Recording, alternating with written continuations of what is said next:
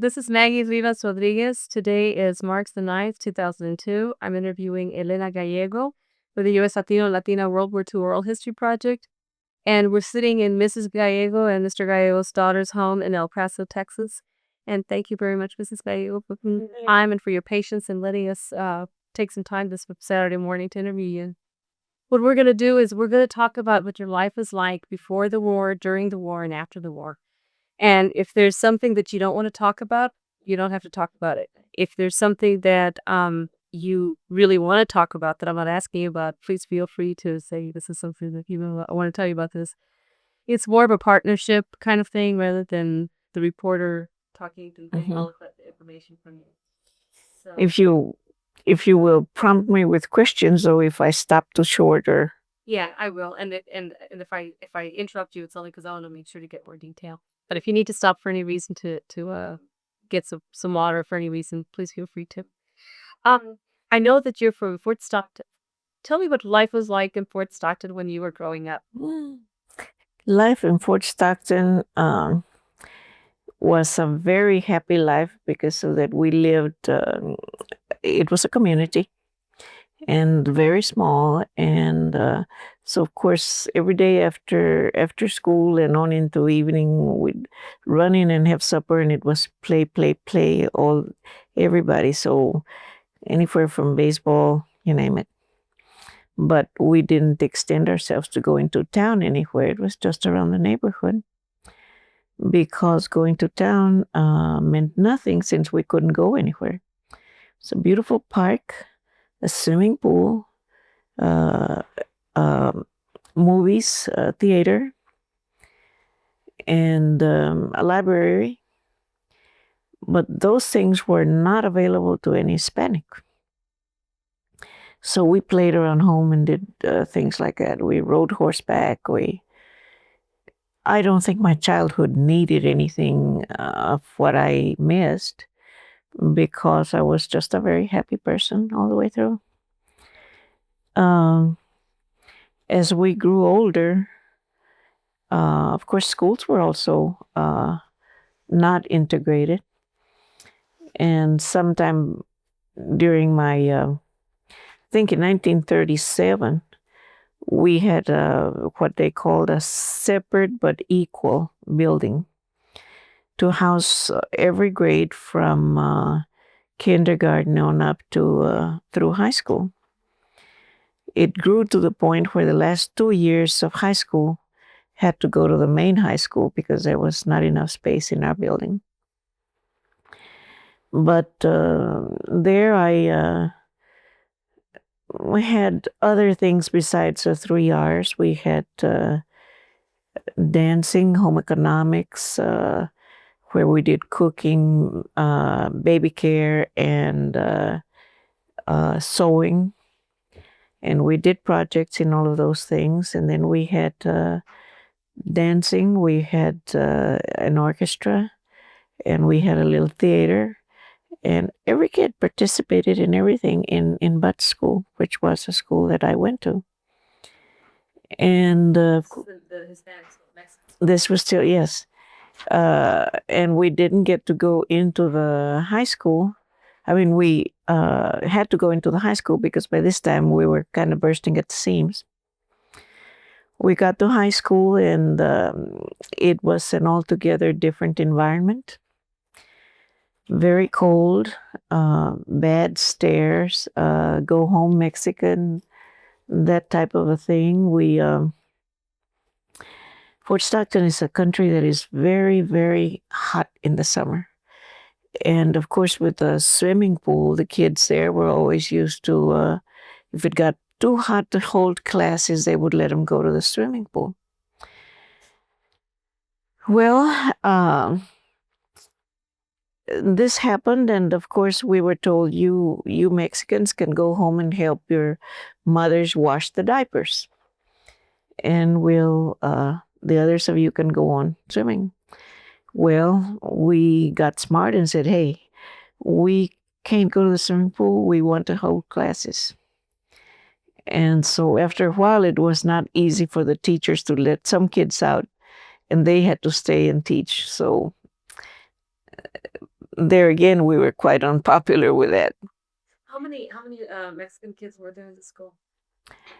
In the main school, there were about 600 when we got out. And in the high school, I think there were about 400. Mexicanos? No, altogether. Mexicanos, 60, 80. Not too many. And because, of course, we only took in so many, the junior and senior classes at the end of every year. So, no, there weren't that many Mexican kids, but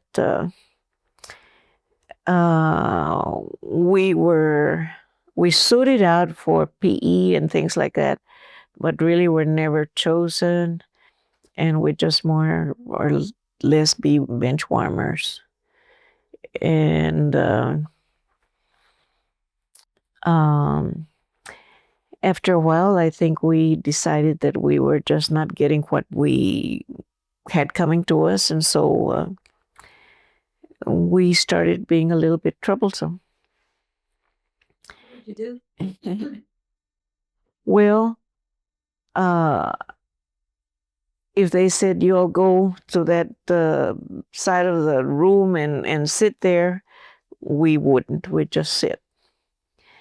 And then if everybody was taking a test, and there were many, many times when we were given tests that the others were not given, we would just leave them alone and didn't take them. Nobody in any grade. And in the school where we had been, we had a man that was very prejudiced, but he was such a good math teacher that in spite of himself, he taught us a lot of math. And that was teaching a little bit. We got into high school and found out that they were a lot further, they were just very far behind. And then we had, I happened to love English.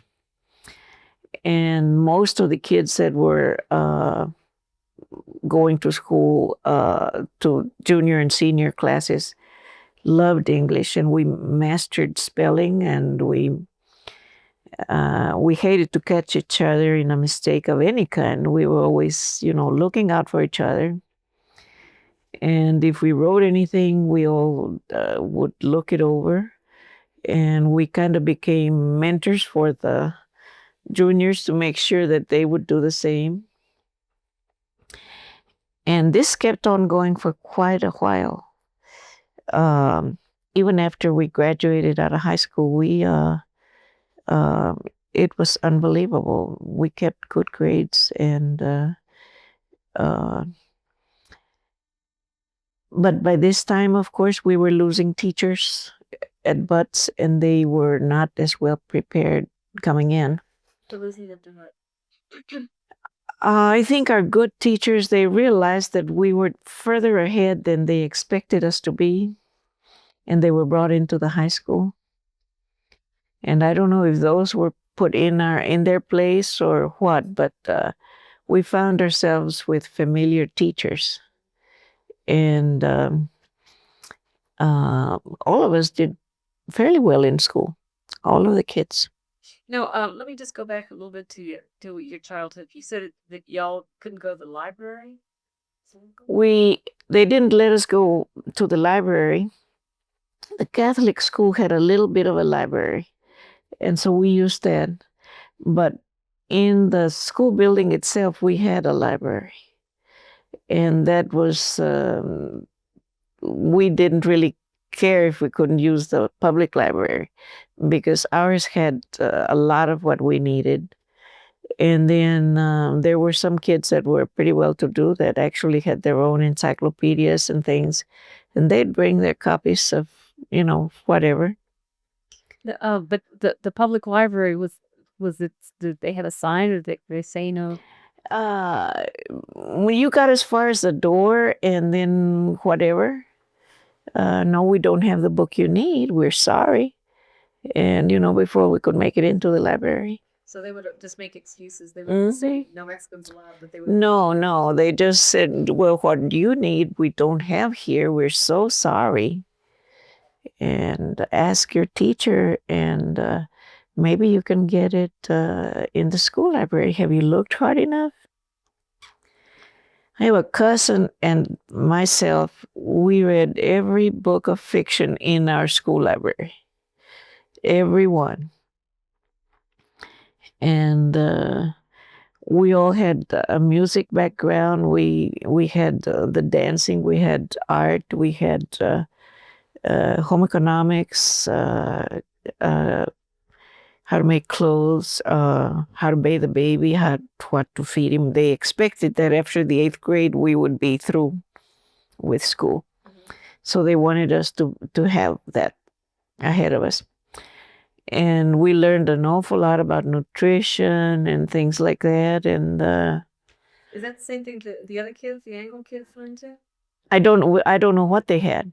This was our school, and we felt like it had everything we asked for. Just one of the teachers would say, yes, I can do that. And the teachers were so dedicated to us. They wanted to teach there, evidently. Were they all Anglo teachers? Yes, every one of them. And but even after school, they'd say, come to our house and we'll show you how to do this or how to do that.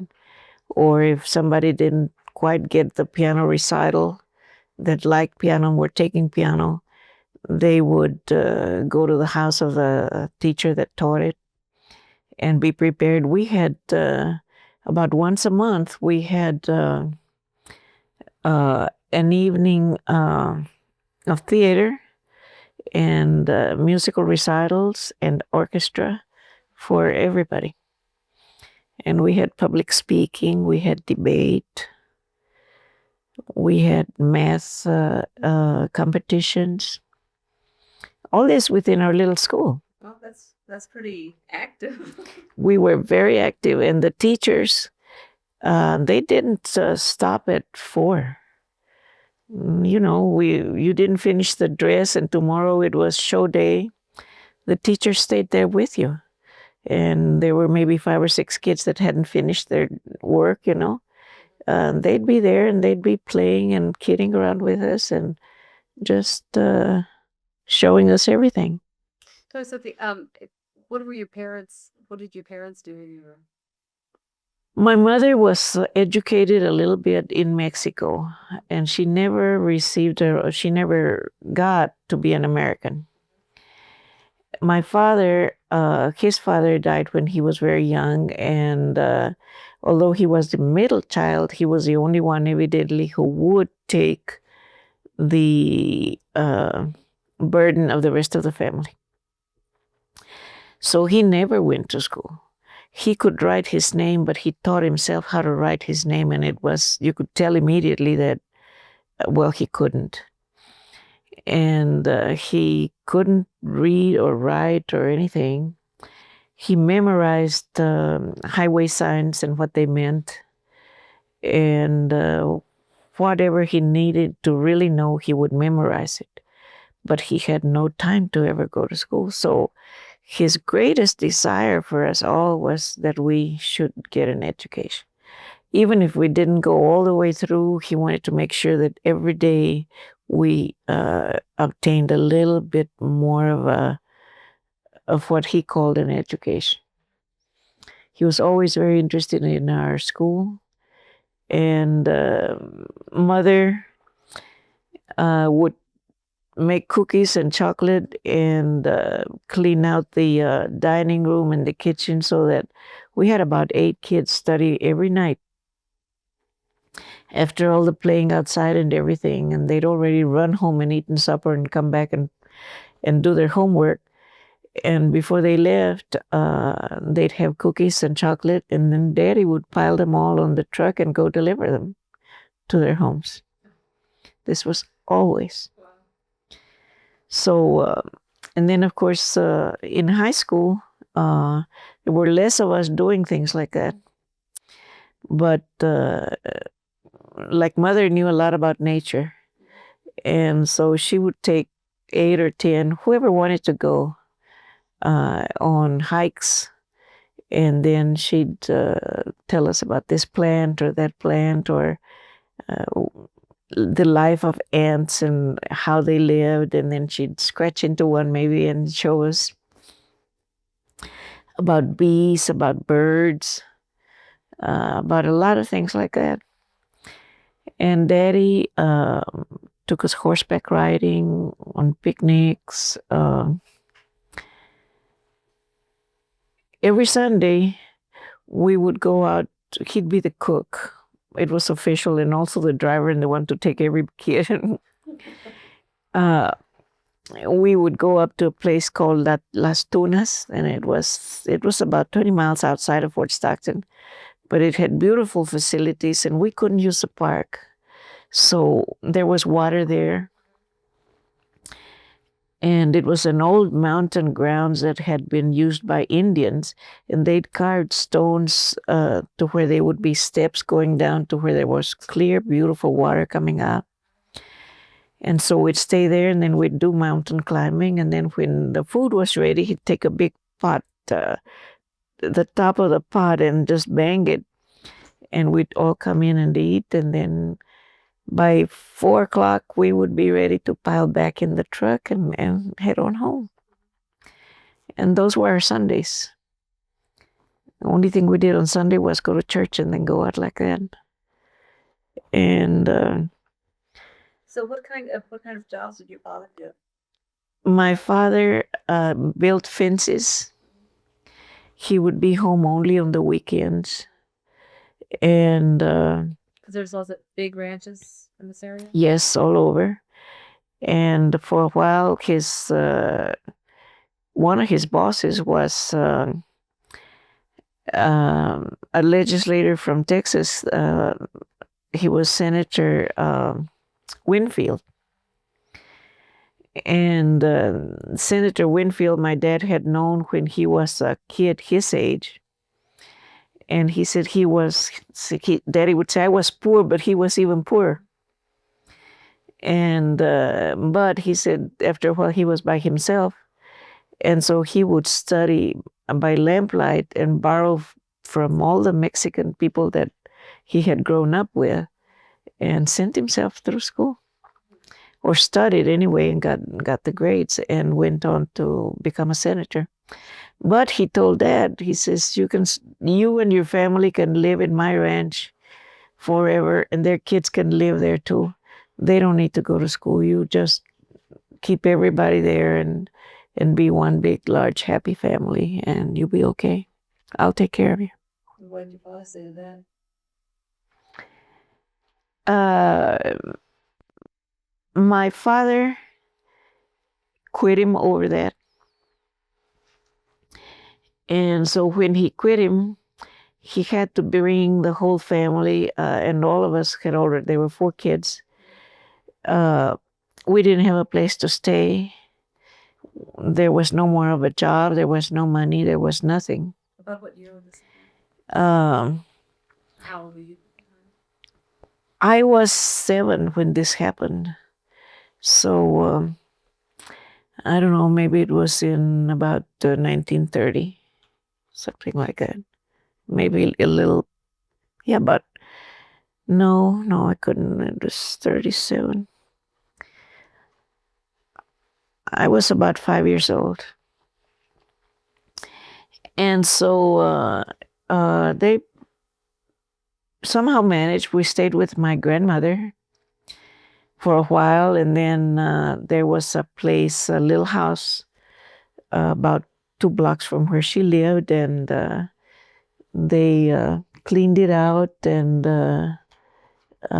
we stayed there for about maybe 8 years or so. And then Dad got another house, and that's the house that we grew up in from there on.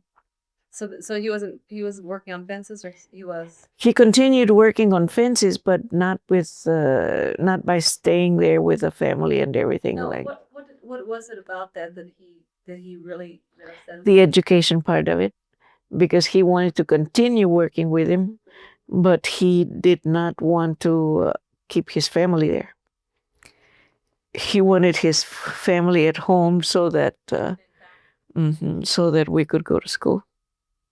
And he said, "You don't need to. Uh, your kids will never want for anything because they'll work for me." And my daddy was very sensitive about education because I don't know how much he suffered over this, but I'm sure he had very hard times when others would pick up a paper and read it, and he couldn't do it, or they'd be talking about what happened in this or that or the other from script, and he didn't know anything about it, and there were no radios or anything like that, so he felt he just felt very left out, and he did not want us to go through something like that. It must have been pretty bad. So how did you end up going to college? There couldn't have been that many Mexican American girls going to college. Yes, from our group, we were the first group that got to go to the high school, main high school. And of course, everybody there was talking about going to college and where they were going and everything. So, and like I say, all of us were very oriented towards an education, although I don't think we spoke of college by ourselves prior to that.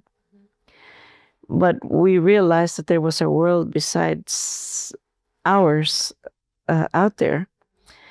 And everybody said they were going to college, and here and there and everywhere. So we decided to come to Alpine to go to school, and we went to Alpine to school. Because it was pretty close. How far? 65 miles. Let me ask you this. Why were y'all the first group to go to the main high school? What happened? Because of that, that was when the school we had just was too small to house everybody. It just became too small a school to keep adding on. Kids were coming in, and then about that time also with the war and all of this, there were people moving in from everywhere. The town was growing, so it was too much to keep in that same building. And then they had to make our beautiful gym where we had basketball and volleyball and all of that, and the theater and everything. They had to make it into classrooms, and it was very sad to see that go. So you went to Alpine. Did you live in Alpine? Yes, to go to college, we came. There were 7 of us girls that came. And let me ask you this: how did your parents feel about you going off to college? Well, if we hadn't, some families, I know that some of my friends that also went, their parents were very opposed because of that. They would leave home and it was girls. Our dad just looked at it as the wonder of wonders. More education, yes. And so and then I disappointed him very, very much. My sister came and took a look, and she was already engaged, and she said, "No." She says, "I think I'll just stay and work and pull my money together." And I said, "Well, I don't have a boyfriend, don't care for one. I'm going." So she stayed, but I disappointed them because of that. About this time, Pete came in to the picture.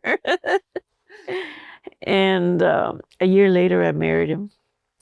So actually, I'd been there 1 year, and so I met him during my second year of school.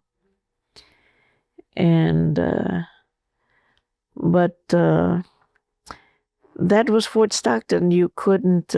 There would be signs on the windows of restaurants that would say "No dogs allowed," and a Mexican would come in, and they'd say, "Can't you read the signs? We don't allow you in here." And like that, it was, everywhere. At the pool, you couldn't go. At the theater, you could go, but you had to go upstairs. And I had a very unique experience in that because of that. My dad's family was a kind of closely knit family. And one of the cousins was driving a truck at night coming from Sanderson to Fort Stockton, and it had a load of gasoline. And it exploded on the road. So my dad says, and then we had to ask permission. Wherever we went, we asked permission.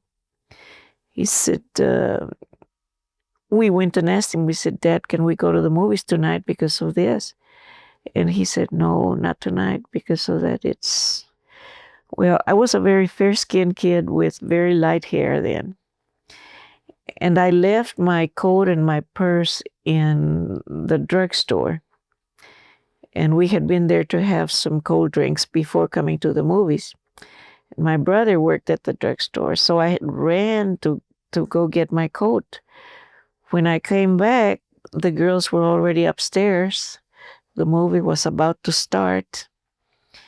And we had not minded our parents about not going to the movie due to the funeral of this man that had died. And the girl that was handing out the tickets at the ticket thing said, I'm sorry, I can't sell you a ticket upstairs. And I said, but I want a ticket upstairs, but I can't give it to you. I'm sorry. And finally the movie was going on and on. I said, okay, I'll take one at the bottom. And the old teacher that taught math, of course, knew us from, and always so prejudiced. He also was a movie theater manager. So he saw me when I came and sat down on the floor with all the other Anglo kids. And pretty soon he sent one of the workers in and said, Mr. Moses wants to talk to you. I said, tell him after the movie. Again, Mr. Moses wants to talk to you. No. In front of me were two girls that were the most popular kids in the school, in the high school. They kind of were nice to us. I mean, they'd say hello and like that. But they didn't ever shun us or make faces or like that. And behind me were two soldiers sitting. So about the third time they didn't ask me, they just said, Mr. Moses wants to talk to you now. And I said, I'm not going. So they started grabbing at me and tried to pull me out of my seat. Well, I would lock my legs onto the seats of the theater and I'd scream bloody murder and no, I will not go and like that. Well, somebody covered my mouth and got a hold of my hands and my legs, and before I knew it, I was out in front. And he came over and he says, you know better than to do what you were doing. And I said, look, I tried to go upstairs, but I couldn't. And he says, well, I'm giving you your money back and you can go join your sisters. And I threw the money at him and I said, I don't want your money. And he said, well, you can't go back upstairs. So I didn't know what to do. I was by myself. The girls were upstairs. And it was dark and I didn't want to go by myself. So I went back to the drugstore. And my brother got in my dad's truck. He was driving it that night and took me to the house and came back to work. When my dad came home, he said, what's the matter? Why are you so... And I said, well, and I told him. He says, you shouldn't have done it. He says, but you did it. And what they've done to you is very unfair. He says, I'll take care of it. He says, you stay right here. He went into the bedroom and got his gun out and put all the bullets in the hole where they went and what. And then took off and he had a horse. My brother had the truck. So he went on horseback over to the movie. And I had already told the principal, also the manager, that I was going to tell my dad. They knew that around my dad, you didn't play. He was a fair man, but he was not afraid of anybody. And so they had the police there and everything all around. And my dad got off. Nobody bothered him, not even the sheriff, nobody. He got off and went to Mr. Moses and told him, he says, why didn't you let my daughter in there? He says, you know why, Martin? She does not belong downstairs. And he said, well, it's not her fault. It was the ticket seller's fault. He said, but he says, you've hurt my daughter. And he says, you're not going to get by with it. He says, tell everybody to get out of the movie house. And the man says, no. He says, cocked his gun at him and said, tell everybody to get everybody to go on home. So he didn't want to. My dad went up to him to the stage area, and the man made the announcement that the movie had to stop. And everybody was clamoring, screaming, and just stomping their feet and what have you, angry. And he said, we can't continue. So Daddy walked him back to the front, and it was past the movie half, so they didn't give anybody their money. Just told them that they'd continue the movie one of these next few days. No reasons were given why the people were being let out. Finally, everybody was out of there. And the sheriff was standing right there in front, but he didn't dare make a move against my dad. My dad could take a quarter and break it, with his gun. And everybody knew that. Everybody also knew that Daddy wouldn't hurt a fly. But, he was angry that night. So they closed the movie house. They tried to open it the next day, and Daddy went over. And he said, don't try to open it because so that you'll pay. So they closed it, and it remained closed about 6 months. Oh my gosh. And it was the only movie house that there was in town. And so that happened to me. And it was very hard. I still can see them, and I feel I remember how fiery I was and how I'd jump and kick and bite and everything, but I couldn't get them off of me. So we had another experience, but I was not a participant. That same week, we had some company that were all related to us from Phoenix, Arizona. They were Mexican kids, all of them college educated, all of them officers in the service. And they came to meet the different families that were here. So they saw the swimming pool, and of course they were very happy and went in and swam. Well, there were 2 of them that were very dark, and the others were not. So they told those 2 to get out. And that was a wrong thing to say. They said, we are in the U.S. Army. We have every right to be here. What's the matter with you folks? Don't you? And, they were all college graduates. So they just felt horrible about it. That family, the entire family, there were 5 kids and one cousin.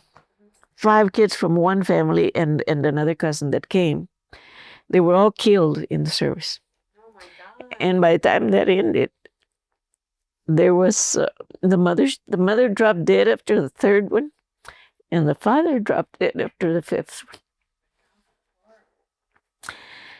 So anyway, but it left a legacy there in Fort Stockton. Then after that, nobody was going to do anything, take anything anymore.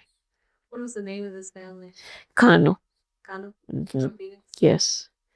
Cano's from Phoenix. But it was a terrible thing. How old were you when that incident happened? I must have been about going on 13. Did the tickets to go upstairs, did they cost less than the ones downstairs? I have no idea. No. Well, I don't think anybody knew. We just paid whatever the, ticket was, and that was it. Were you were not the oldest kid in your family? No, my brother and then my sister, and that's, So there's 3 in your family. there were 4, a younger sister. So after your cousins, after that incident, people said they didn't want to take this anymore. They started. They started really, and then of course, Fort Stockton was having more than its share of deaths in the army, in the service, the war, and even my dad, who was, he must have been 48 or something like that, was already 1A when the war ended. So there were a lot of people from there that went into the service. And by the way, of the teachers that were at Butt School when we were in school there, 4 of them were men, boys. They were married, all of them, but they joined the services, different. I think one was Navy and 2 Army and something like that. But they all went into the service. And so that left a lot of void because of that. We lost those good teachers that were with us all the way. And if you were sick, they'd take them to their house and they'd make you learn how to gargle with this or that or the other, with tomato juice or what have you, and just try to make you well, and come back the next day. And those teachers were unbelievable. One man lives here in El Paso. His name is Norton Curry. He's still alive? Yeah. And he retired here. He was wonderful. My brother still visits him from California. Right? Comes over to El Paso to see him. And just recently, I think it was his 80th birthday, or sometime last year, my brother flew in to help him celebrate. Yeah, they were really exceptional. So you went to El High, you went to Sul Ross, and the girls, did they all live in a dormitory? Or? Yeah, we had to live in the dorm. We didn't know anybody there, and I didn't even know Pete. And what was your major? I was going to have a business as a major. The others, one other was business, and the others were going to be teachers. So did y'all have class together? Is that how you met? Pete and myself? No, we have a common cousin. His mother's sister was married to my mother's brother. And they came to Alpine to be here for when Pete came in from the service, which evidently they knew the date and everything. And they had one daughter that was Pete's age or maybe a year older, but they were best friends. And she insisted that she meet her cousin because I was her cousin from my other side, from the other side of the family. And that's how Pete and I met, through her. So I'm not sure I understand. Pete's, what's the connection here? Pete's mother's sister was married to my mother's brother. Okay. So y'all met, was it? That at that time, that's when that's when I first knew of their existence. I didn't even. So did you, when you first met her, were you attracted to him? Was he wearing his uniform? Oh, I didn't get to see him. There was a beautiful moon. I had a date for the next 5 days. Of course, dates at the time ended at 8:00 in the evening when it was curtains or lights out at the dorm. We had to be in there, and they'd lock the door if you weren't. So we got in, and then my cousin came over and said, "I want you to meet Pete." my cousin. So I saw him in the moonlight, but I immediately liked his voice. There was something about his voice that kept bothering me. And then about 5 days later, he called me up and he said he was seeing me every night, but I didn't get a chance to say anything but hi, and it was time to go. Where was he seeing you? In front of our dorm. Oh. He would drive over and just park there, and he and my cousin, and wait for me to come in. And that was the way that we met. And then he called me and he said, I've got a car, a little bit of money, and I'd like to take you out for the afternoon. And I said, yeah. So he drove me all over and into Fort Davis and back, and talked a little bit, and we really did enjoy it. And I liked him. And then after that, we just continued to see each other. So then you got married. Did you continue in college after? No, I quit. The following year, I didn't know if I should get married because of that. I knew that it would hurt my dad in the sense that of his expectation of my going on to college. And so they had a program where if you had, I think, 6 hours of English, you could teach English at a ranch school. And this particular one that one of the girls was going to do, she told me about it, and I said, I'd like to do that too. And that was to me a good idea, a good way of getting out and not being, with him. But so I took the job, and it didn't help any because of that. He'd drive over to see me. How far was it from Albuquerque? He went about 80, 90 miles or so. Oh, that's a long way. Yeah. And then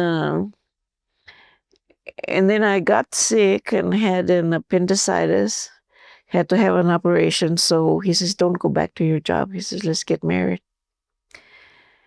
And so in May, the job would be over, but he insisted on marriage before then. So we got married in April, and I didn't go. I don't know even what happened to the kids, But there was another lady there teaching, and so I suppose she took over But so after that, and then I had really insisted that he should go to school himself, to college. And he didn't think he could because of he hadn't finished high school. And we'd argue. I'd say, well, I'll marry you, but you've got to go to school. So he started going to school about half a semester or one semester before we got married. And then went on to school full-time from there on. And I'd help him with his studies and everything because I wanted to make sure that he did finish. Why was that so important to you? Again, my dad. Both he and my mom, but mom would never say anything, but I knew that she was behind my dad all the time. And he's wanting us to get an education. And if I hadn't gotten it, at least my husband was going to have a college education. So were they disappointed when you dropped these large house? He never said he was disappointed. Dad was the kind of person that there was a lot of love in him. And he said that he hoped that we would be very happy and that I was there. He was there for me for whatever. And that if I wanted to go and could go back to school, that he would help me. And but then we had just kind of started life, and there was the allotment for wives then was nothing. So and there weren't the scholarships or anything like that. So I didn't have really the money. I didn't ask my dad. And Pete had his paid for by the Army. So he went on to school and finished. Yes, what during the war, you must have been fairly young during the war. Were you involved in any kind of war effort? Oh, yes. What did you do? I don't know what they used bone for. Bone. But we would take my dad's truck, and every bone, every tin can, every foil wrapper, we would pick up from everywhere and get it, Daddy. And every one of those things. And then we do skits and things like that to earn money to give it to the war service. And Was this like a school kind of effort? no, it was just ourselves. Just your family? Yeah. So where would you would pick it up, and where would you exactly? They had a place where people took that, and you got a receipt for whatever you had taken, so many pounds of this or that or the other.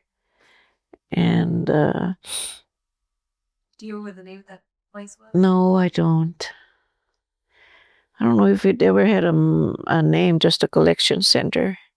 Did they have in Fort Stockton this thing where they had to turn off the lights and put the shades down after? Oh, yes. During the war, we had to do that. We would, what my mom did, she painted the inside of the shade in black. And then made them, because she made her own shades, made them about an inch wider than the frame of the window. And even then, we only had a light like in the middle room, none on the outside. And it was, we didn't have electricity yet until, I guess, 43, maybe 40. Yeah, about 43. And but it was a sad thing. We were losing a lot of our kids, and they were coming back to the squalor and to the abject neighborhoods and conditions that were there. That because we were poor, but we were all active kids, and we tried to keep everything as neat and pretty as we could. But a lot of other people didn't, and when their family came back from the war, you know, it was so bad. They'd been everywhere else and treated well wherever. And then they found out that people could be poor and still live a better life, or not be poor. Why be poor when you didn't have to? You could go to get you a job, and you could educate yourself. And see, these things were, they were really brought to life then. And they'd come back finding their home didn't have an indoor bathroom, no running water, things like that. And after all the time they'd put in for all of this, it was very frustrating for them. Well, how did you feel when your cousins were turned away from the swimming pool, especially since they were in the military? What did people talk about? Oh, they didn't think that they should go to the military anymore. And well, I'll tell you what, it brought the swimming pool to a stop too. So they got a cattle truck without the side things, and just went around town picking up people to take to the swimming pool to go swimming, and to see if that many people could be pushed out.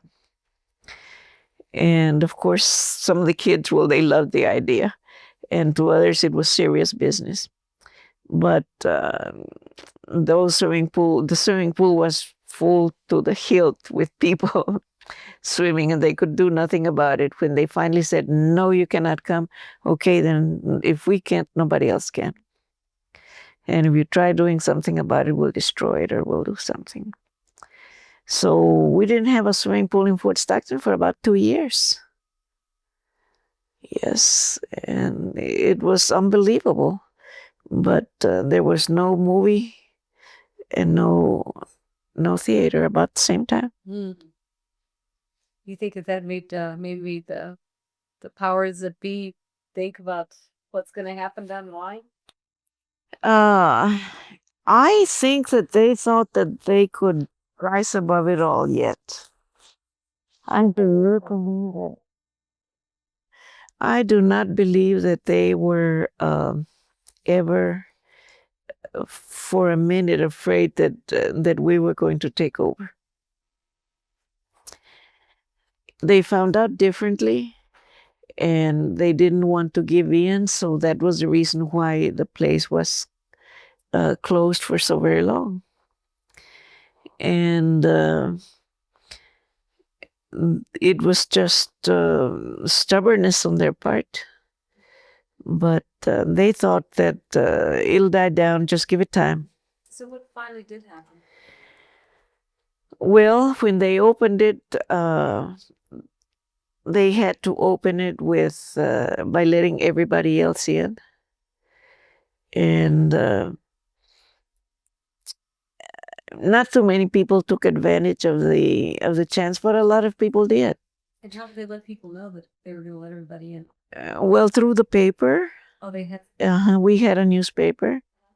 It's called The Pioneer. It's still going.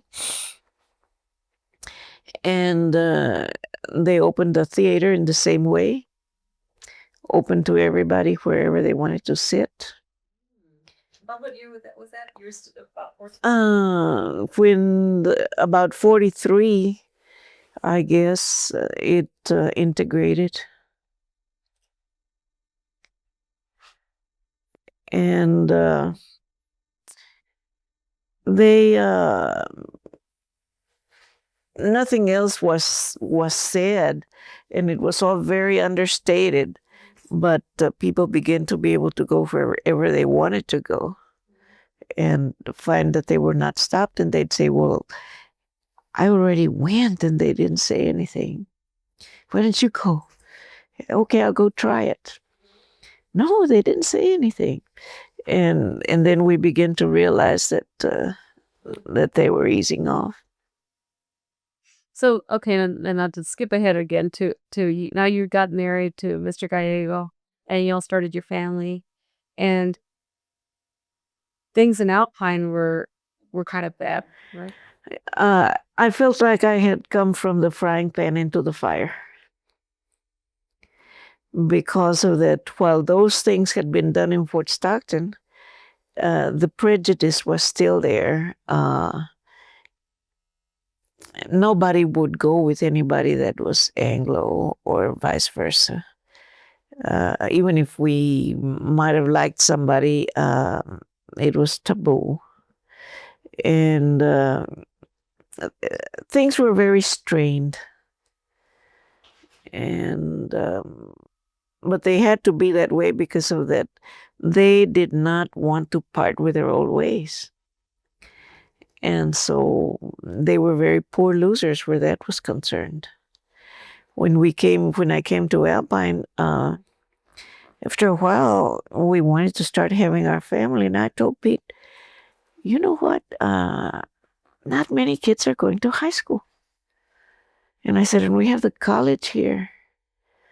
And why don't we do something about it?" And of course, Pete had come back with a lot of aspirations also, and changes, and hoping for better things and all that from the service. But so we kept watching the grade schools not send out too many. Well, they finished the grade school, but they wouldn't go into high school. And then if they went to high school, it was just for a short period. And they didn't like it because of they were up there, they were integrated, and they were not treated well, they'd say. So we decided that it was time, and we were in the decision, we were a long time before Pete finally joined the school board. And he says that's the only way. And the people were very much behind Pete. And the El Paso guys that went out there to speak to the public, they said, we are here on official business from the state of Texas, and we want you all to know it. And then they told us that if anybody wondered what they were doing here, to tell them that very same thing. So we learned it. And it fired up the people to the extent that, like I say, after Pete's second trip up there, and he has all the correspondence with the school board where he finally says, okay, this is it. I've had it with you, just about in those words. From here on out, you all wouldn't have it. You wouldn't go my way. You didn't seem to see what was needed. We're going to integrate anyway. School or no school. And that's when it happened. And how involved you were in this? Very involved. I had to do a lot of Pete's work. Pete also ran the credit union. And of course, to begin with, there was not a privy in Alpine that was inside, that was on the Mexican side. Very little, if any, homes with running water. Things like that. They had to sign their house away if somebody needed to go to a hospital.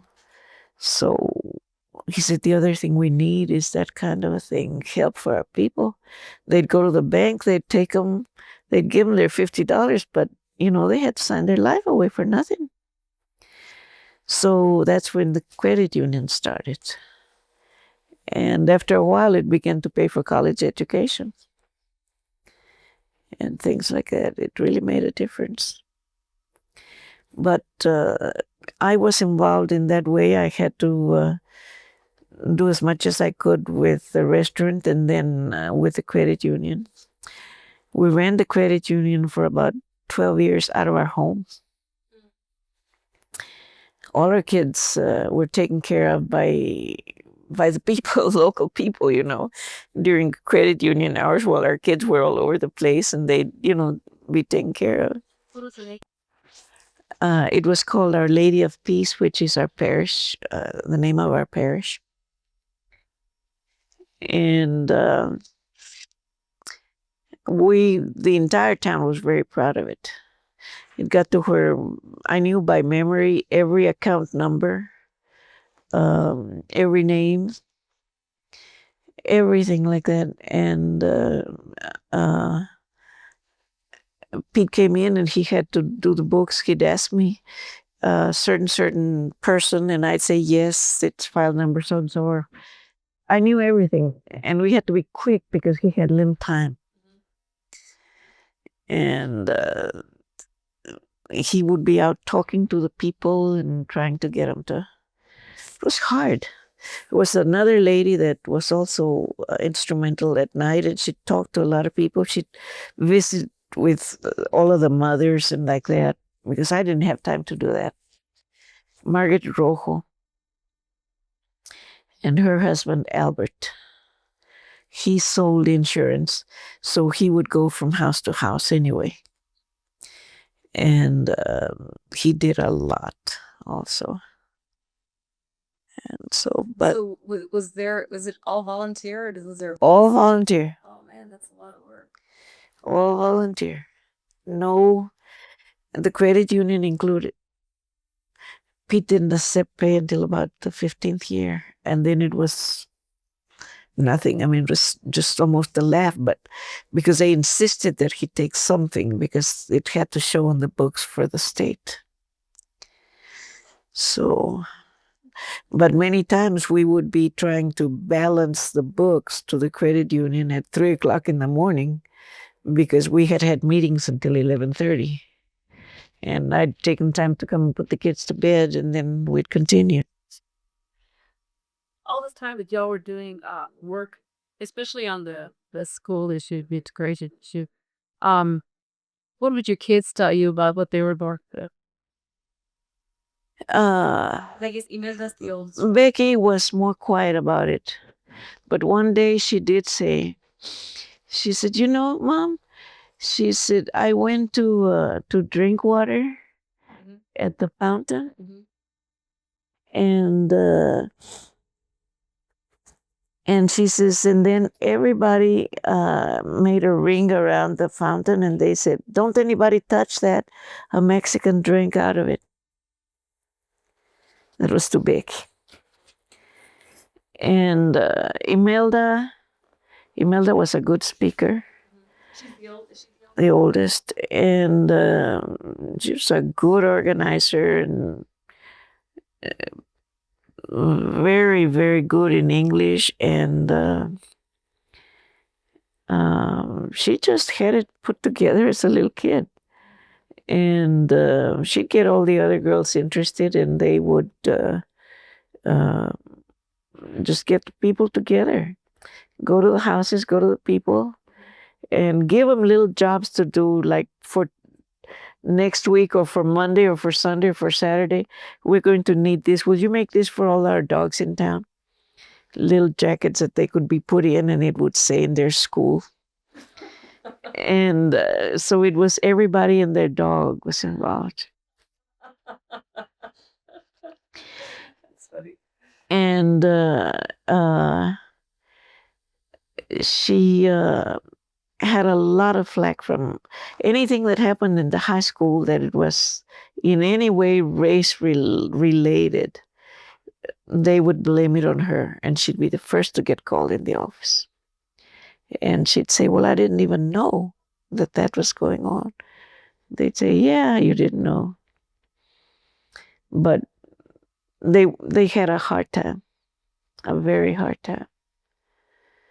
And but when we started that it was really down to we're going to do it, Pete got us all together in the living room on the sofa, and we were all sitting down. I was included. Pete was standing up, and he said, I've got something to tell you. He says, we're going to go for the integration of the school's kids.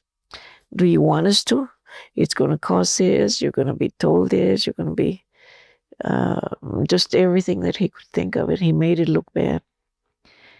And they said, so you're going to come home crying all the time?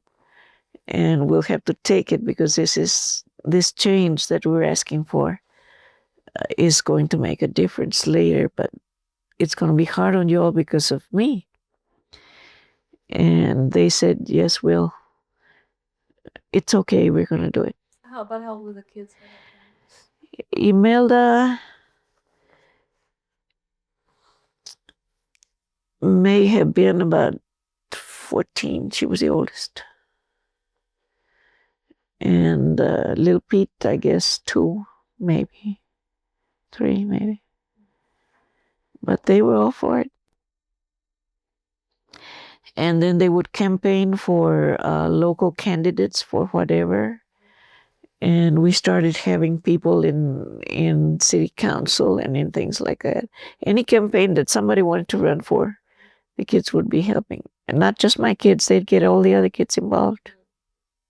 Was there ever a time when y'all were working on this that you felt like, let's just not do it anymore? That it just seemed like it was so much work and you just had to... No, I don't think that we ever even looked at how much work it was.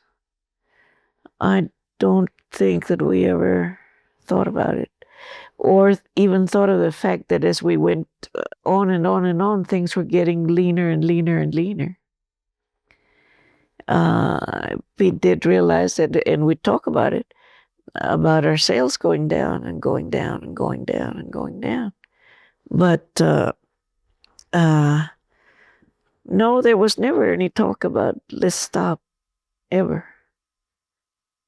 Not ever. after your children were grown, and now the schools have been integrated, and I guess Mr. Gray was not on the school board anymore. You kind of started doing some other stuff outside, right? Well, um, of course, we wanted to send our kids to college. And we didn't want to say, well, you have to stay here. But for the sake of Sol Ross, we said, you have to finish here your first part of your school.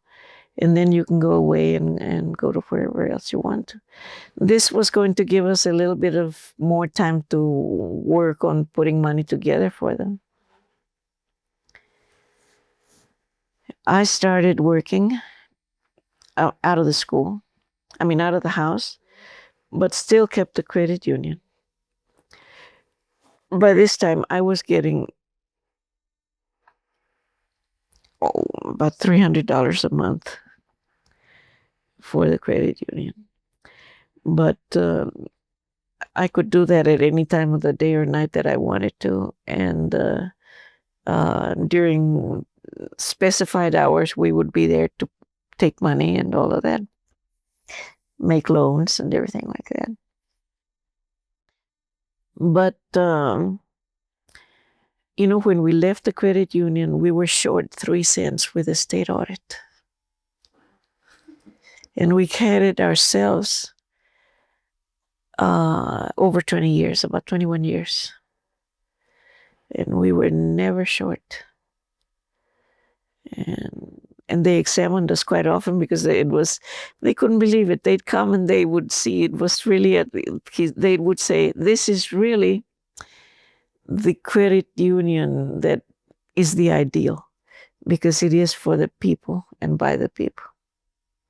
From a home, no office, everything was, and Pete had his own equipment, like adding machines and things like that because of his own business.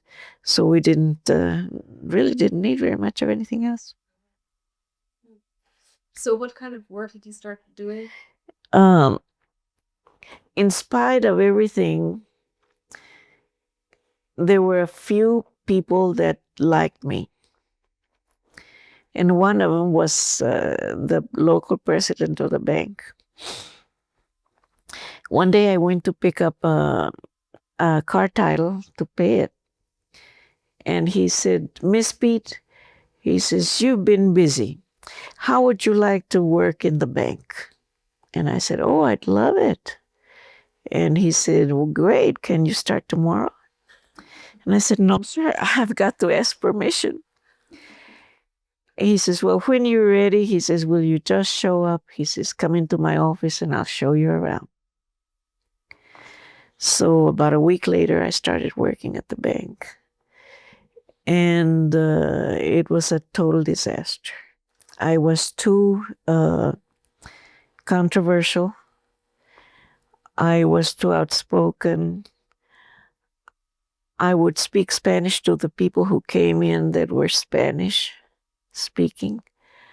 I would speak Spanish to the janitorial services. And they hated it. Everybody but the president. He stood by me. He said, Miss Pete, I want you to have this as your home. He says, feel good. He says, if you don't, you just tell me who's giving you any problem. And he wanted them to show me the book where everything was, the records of the bank and how they were done. And one day I had been short in my cage, and I didn't know why. I knew I was being careful. And one of the other girls came and said, don't leave your cage if you need to leave it. He said, lock everything up because of that they're taking from your till. So, and she lost her job for coming to tell me. And then after that, though, I never left unless that I locked everything and I took my key. And then they started giving me everything that I had bonds. I had money orders, I had Mexican money, and I had my teller cage, and there was something else. And it was the all of the things that were the most time-consuming things. Oh, and I had the vault. At the end of the day, I had to make sure everything was in there, counted and balanced, and in the morning be there to open the safe. And I never complained. I just kept on trying to do. And this day, this rancher came over, and he had a lot of money in the bank, one of the biggest. And he tapped Mr. Rogers on the shoulder, and he says, Mr. Rogers, he said, I want you to get this here lady out of here and just put her out the door anytime, he said. And he said, if you don't, I'm going to take all of my money out of here. He says, what the hell with you? He said, you take your money out anytime you want to. And so he did. But it didn't faze him. And then one afternoon I came in from lunch, and I had gone to J.C. Penney. By this time I was able to afford a few clothes. And they had a real nice sale at Penny's. And during lunch I went ahead and went in and started looking. You know how it is, you start looking from one to the other and time slips by. I should have been there at 1, and it was 2 o'clock when I suddenly, remembered. And I had Mexican money, and I had everything, and everything was locked because I'd lived. And so I came in the bank, and I must have been white as a sheet. And the lady that had a charge of personnel was at the door, and she says, where the hell have you been? And I said, well, I just couldn't make it any sooner. He says, well, I guess it's nearly time to close this bank, and we cannot do any business because you've got all the keys. And I said, oh, I'm sorry. I said, I've been having problems, and so I don't leave anything open anymore. So she said, well, Presidio is a little town next to Ojinaga, Mexico. And they had some big ranchers, big farmers there. And they had accounts that were $250,000 and like that. But they had loans about an equal size, and so the bank was always giving them money and all of that. But they had to take it in Mexican money. Well, all these guys were over here sitting, waiting for me to get here. And I'd been at J.C. Penney's. And one afternoon, I guess I'd been there about 2 years.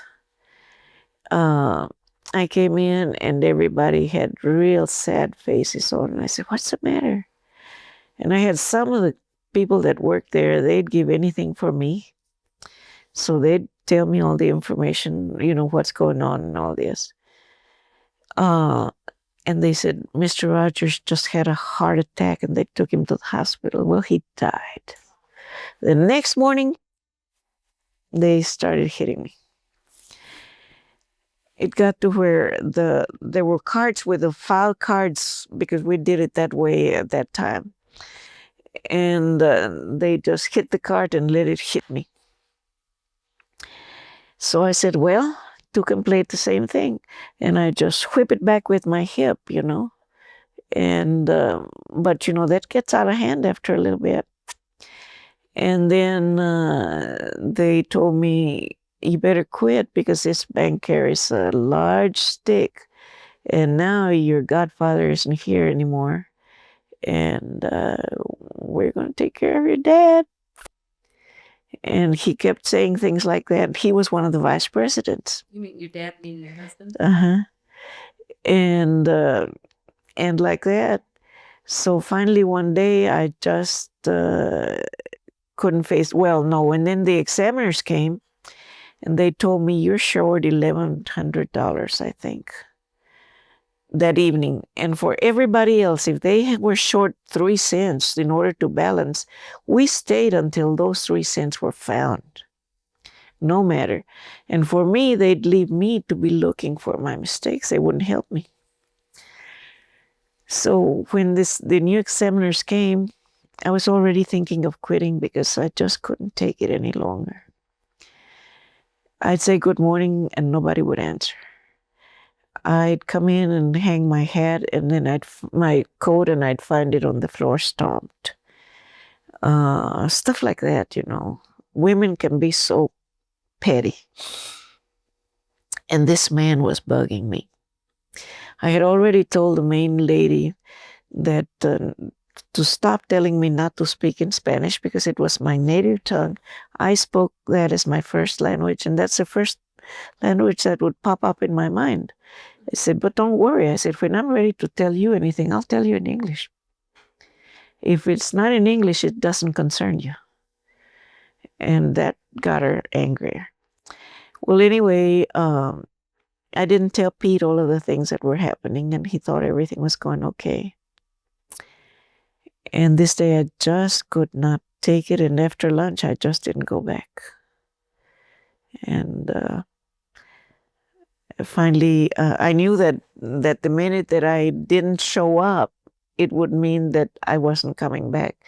But prior to that, about 4 days before that, the examiners were almost all through. And I knew that one of those guys had been a credit union examiner and was very nice. So I went over to him and I said, look, how much am I short? He said, you're not short. And I said, yes. I said, I know I'm short. They told me I was short $1,100. He said, no, Elena. He said, your accounts are all balanced and perfect. And here they were telling me this, and I didn't get a chance at the big book, so I didn't know for sure. And this was the case. So I said, so I'm not short. And he said, no, you're not short. And I said, okay. I said, then I'm going to quit. Because I want to quit, but I couldn't quit if I owed them that much money because I didn't, think that I could just get up and pay that money. And as it was, my paycheck, I just signed it and distributed among the first 2 kids that were already in school, away from home. And so I quit. And that was my first job after. What was Roger's name? How do you spell? Rogers, and his first name was Dick Rogers. He's a good man. And what was the name of the bank? It was the First National. Was it an independent bank or was it part of another? I think it was an independent. So that was your first job after when the kids were grown up. Mm-hmm. And what did you do after that? After that, I had never finished college, and so I thought, well, I'll go and take a business course. I took a business course, and then after the business course, I took an exam with the TDHS and Human Services, and I passed the test, and then the supervisor that was there said, go ahead and make an application. He said, the score says you've passed. He said, and I'm going to have an opening here in a couple of weeks. So they gave it to me. And that I worked nearly 18 years with them. And what did you do there? Pardon? What did you do? First, I was a secretary. And then after a secretary, I took a test for food stamp worker. And then had a little bit of a problem with El Paso here. And I changed jobs and first I did child protective and I didn't like it. It was too heartbreaking. So I asked them to change me to something else, and I said, I will take anything. The geriatric is the best thing. So I took to the services to the aged and disabled. The child protective services. What was heartbreaking about that? Well, you mostly the things that go on with families. I didn't like it. It was very hard. I hated to write about it when some of those people had been my friends and I thought very well of them, and then I'd find out that there was problems in their family, and it was bad. So I didn't like it. So were you like doing social work? That's what it is. Yeah. So 18 years. Yeah. You retired and I retired.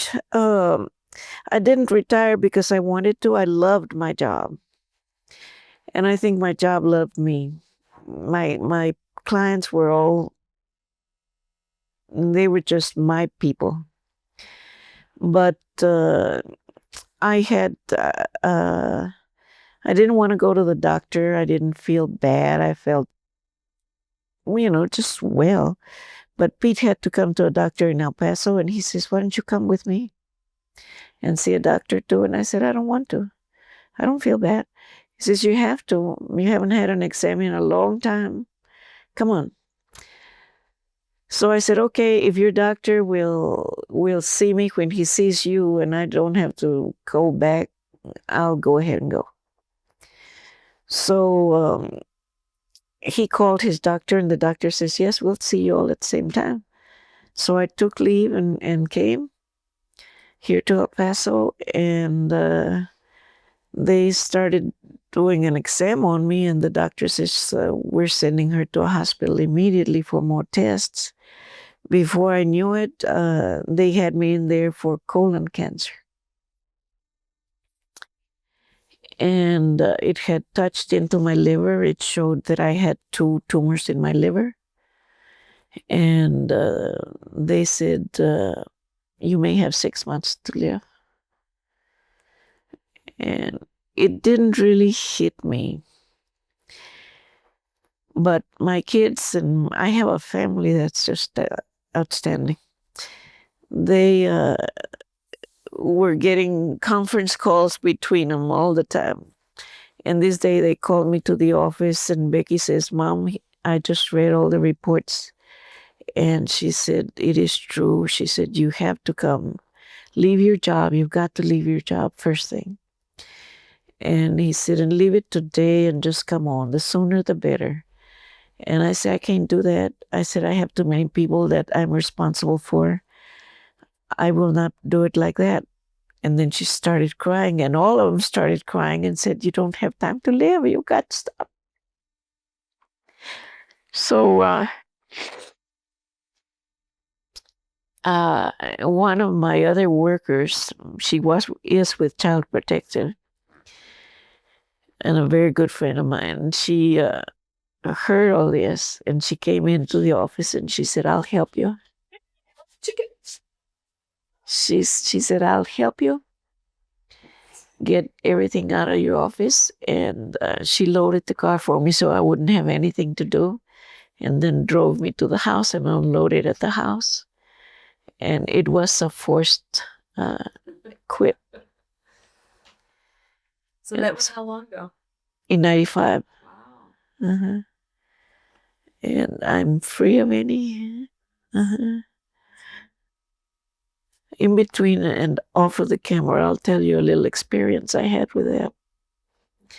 But my life has been good. My kids have been wonderful. Pete has been outstanding. They told him that I would need one meal always, always first because of the type of thing that I had had. And for me to live well and longer, she says she must never do without breakfast. It's that important. And he has never let a day go. He's always made breakfast for me. And he gets up in the morning and he makes breakfast. Every time. So it's... Tell me something. Do you think things have changed a lot for Loomis? When you were coming up, you got married and left your job, and now your daughters has kind of gone on through and... Well, I think one of the greatest things that has happened is that we women have learned. It's always been the spirit in women, I think, to be independent and like that. But due to circumstances, they couldn't be too independent. I think that there is really no such thing as a submissive wife. I think it's an overpowering husband. And I think that that women's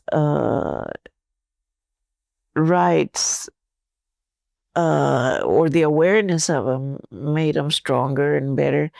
But I believe also that the change has come about in husbands, that they have learned to respect their women more, and that they realize that they are or should be on an equal footing. And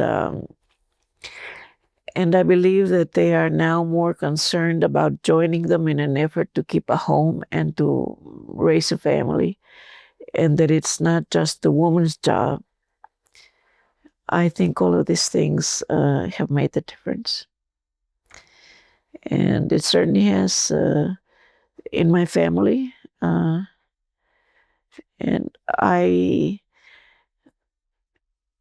I think it's just a great thing that that they can show independence and the ability to protect their lives as they see best from someone that would be like a predator that wanted to just take from them. And they are more able now to choose exactly what they want in a man, and they feel capable enough to, in their own right, that they are not worried about making it on their own, because I think that they realize they can. Is there any last thing you want to say, Mrs. Gallego? No, excepting that you are a wonderful interviewer. And that certainly it has been a pleasure. We've been looking forward to seeing you for so long here. And we keep up with everything that you've been doing, and we are very proud. And you're a lot of dynamite in a little package. Thank you very much. Thank you very much for being so patient. Well, there was nothing to that. Thank you.